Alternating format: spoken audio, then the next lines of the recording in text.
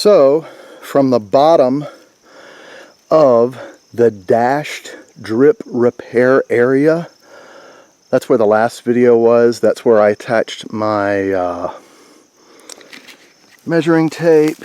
Pull it taut, so it might be 6 inches, 8 inches more than this. And we'll just stop here at an upside down 40 feet. And I'm about 2 feet away from where the first video was and my laptop was. So drip repair area, 25 feet to the bottom of the drip area, has to be greater than 50 feet to the bottom of the second septic line.